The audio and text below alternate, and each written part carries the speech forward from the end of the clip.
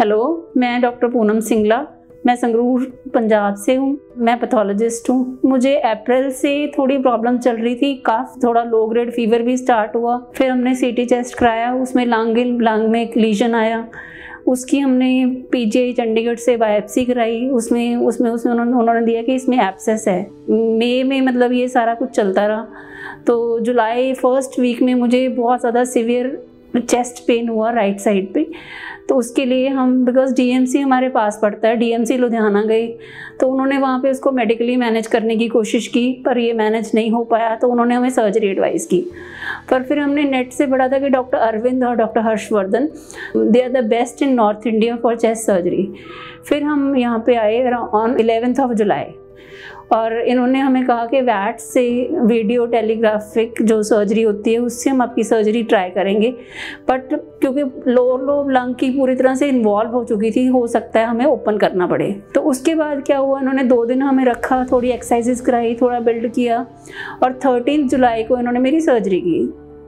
Doctor Poonam Singla के right lung के lower हिस्से में पस का कलेक्शन था, बड़ा सा, जिसको एब्सेस कहते हैं, और वो फट गया था, जिससे वो पस उनके चेस्ट में भी आ गया था, जिसको हम एम्पाइमा कहते हैं।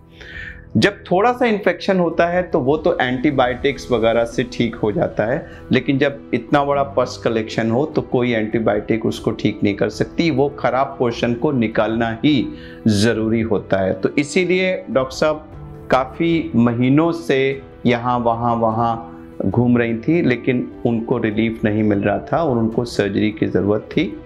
तो उसकी सर्जरी की, जिसमें वो ख़राब पोर्शन जिसमें एब्सेस था वो पार्ट यानी लोबेक्टमी किए गई, और साथ में जो चेस्ट में पस भरा हुआ था उसके लिए decortication. So it was lobectomy as well as decortication for empyema जो उनका किया गया, और उसके बाद ठीक रिकवरी हुई और अब वो बहुत ही फ्यू वीक्स ऑफ सर्जरी के अंदर अपने वापस रूटीन में आ गई हैं। तो जो ये एब्सेस के पेशेंट्स होते हैं, इसमें एंटीबायोटिक्स इंडेफिनिटली कंटिन्यू करने से कभी भी प्रॉब्लम परमानेंटली नहीं सेटल होती। आप शायद उसको डेफर कर सकते हैं, लेकिन अल्टीमेटली इनका क्योर उस पस कंटेनिंग पार्ट को निकाल कर ही होता है, जिसके बाद बाकी लंग अगर नॉर्मल है तो पेशेंट अपनी नॉर्मल लाइफ में,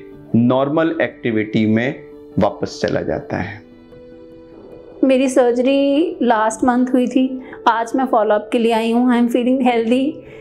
6 आवर्स में ट्रैवल करके आई हूँ। मुझे नहीं लग रहा कि एक नॉर्मल बंदा भी कंफर्टेबल फील कर सकता है, but I am feeling like very fresh because of the exercises जो इन्होंने बताई।